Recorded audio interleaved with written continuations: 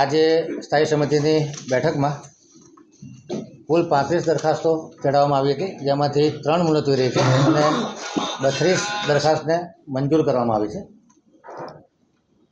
દરખાસ્તોની વાત કરીએ તો પ્રધાનમંત્રી આવાસ યોજના દ્વારા લગભગ 960 જેટલા આવાસોના ઇજારા છેલ્લા 2-3 વર્ષમાં થયા હતા અને લાભાર્થીને 5,50,000માં EWS2 કેટેગરીના આવાસ આપવાના હોય છે, જેમાં 1.5 લાખ રાજ્ય સરકારને 1.5 લાખ કેન્દ્ર સરકારની ગ્રાન્ટ મળતી હોય છે અને લાભાર્થીનો ફાળો ફક્ત 5,50 હોય છે.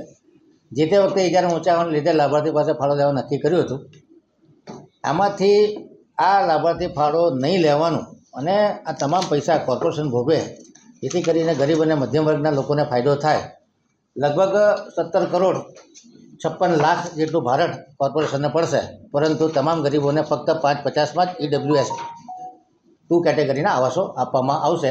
આ દરખાસ્તને આજે મંજૂર કરવામાં આવી છે. જનસંપર્ક વિભાગ દ્વારા જે 2023માં સર્વેશ્વર મહાદેવની મહાઆરતીનો કાર્યક્રમ થયો હતો, એ સાથે શિવોત્સવનો કાર્યક્રમ પણ થયો હતો. એ માટેના જે 88 લાખનું ચૂકવણું બાકી હતું, એ દરખાસ્તને પણ આજે મંજૂર કરવામાં આવી છે.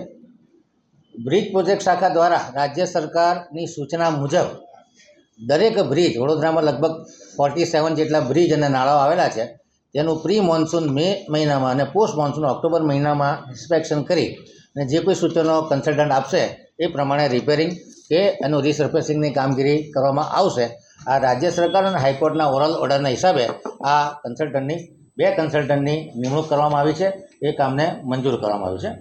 પાણી પુરવઠા શાખા દ્વારા નોર્થ હરણી કમાન્ડ વિસ્તારમાં જે નેટવર્ક અપગ્રેડેશનનું ફેઝ 2નું કામ છે, લગભગ 3,16,92,346 રૂપિયા 2.70% ઓછાના કામને મંજૂરી આપવામાં આવી છે. રાજેશ ટાવર રોડ પર પ્રીતિ એન્કલેવથી નંદાલય હવેલી સુધી ડ્રેનેજ ગ્રેવિટી લાઇન નાખવાનું કામ 7,40,70,000 જે 7.39% વધુના ભાવપત્રકને મંજૂરી આપવામાં આવી છે.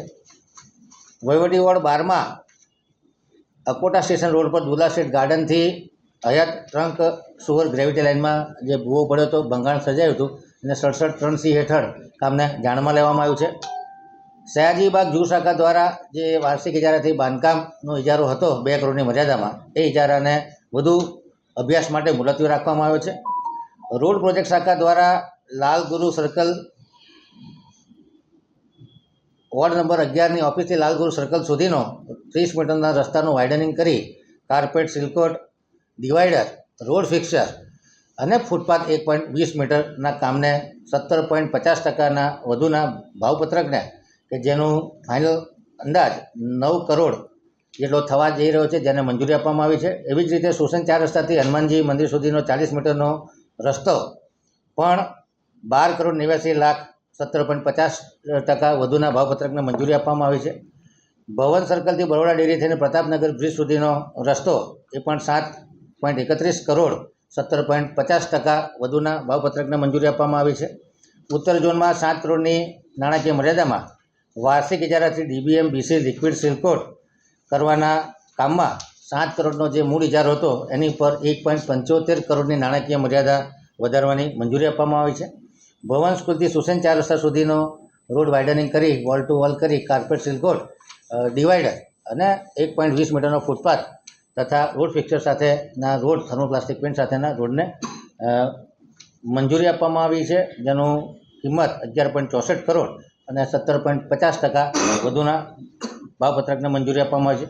સરસ્વતી 4 રસ્તાથી દરબાર ચોકડી સુધીના રોડને 7.05 કરોડના ખર્ચે 17.50%ના વધુના ભાવથી જે વધુનો ભાવ આવે છે, એ ભાવપત્રને મંજૂરી આપવામાં આવે છે. ફતેહગંજ પોલીસ સ્ટેશનથી લઈ અને છાણી જકાત નાકા સુધી વોલ ટુ વોલ રોડ બનાવવાનું કામ છે, જે 6.28 કરોડના ખર્ચે 17.50% SORથી વધુના ભાવપત્રકને મંજૂરી આપવામાં આવી છે.